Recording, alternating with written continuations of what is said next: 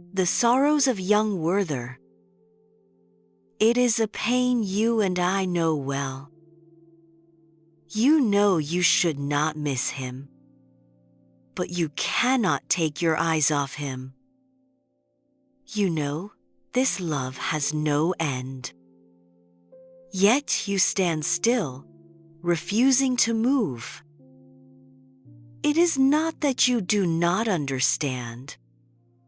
You just cannot accept the cruel truth that he does not belong to you. Maybe you are not Werther, but late at night you have been him. That was the age of 25 in Goethe's pen. A young man in a blue coat and yellow vest. His name was Werther. He was tired of city lies and masks. He fled to the country to find a pure life. He sat on the grass watching the sunrise, watching how branches trembled in the wind, playing games with the village children. Back then, his eyes were full of light. With no sin in his heart, the world was clear. In this utopia, he met his fate. Charlotte. She was not dressed in fancy clothes. She stood there sharing bread with children. She looked up and smiled gently. Werther's world instantly went quiet. No dramatic conflict occurred. Just two souls hearing each other in the noise. Like hearing your own name in a crowd. They began to walk together, talking about poetry and moonlight. No holding hands, but souls embracing tight. However, reality always arrives on time. Albert appeared, Charlotte's fiancé.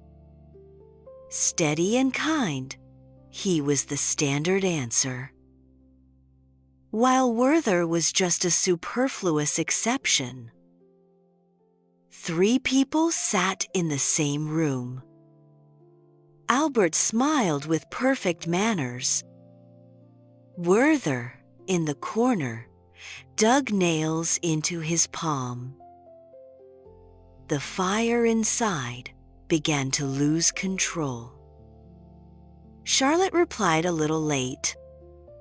Werther wrote 3 pages of anxiety in his mind. Her tone was slightly cold. He felt abandoned by the whole world.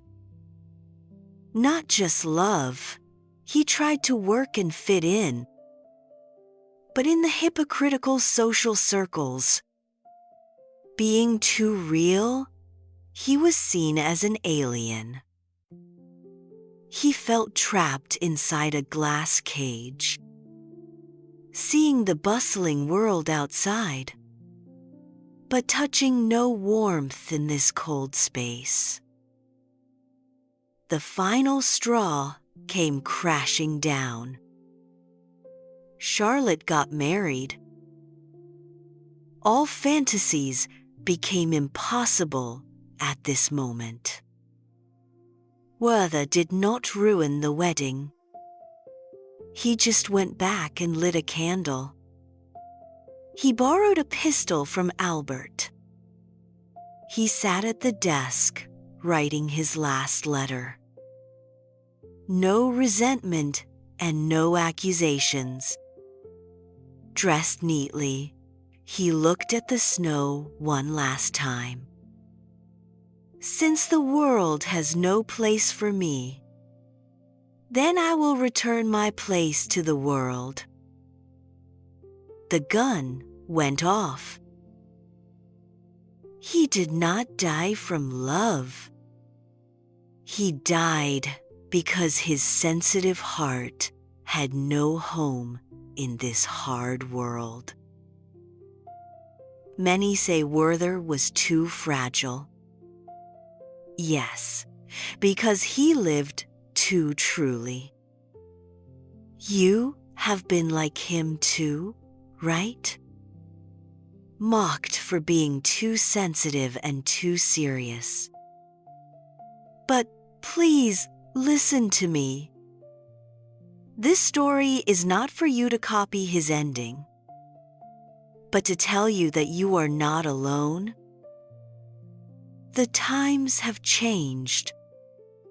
You can cry, crash, and break your heart like him. But at dawn, please put on your coat and open the door. Eat breakfast, go to work, and keep looking. Because you are luckier than Werther. You are still here.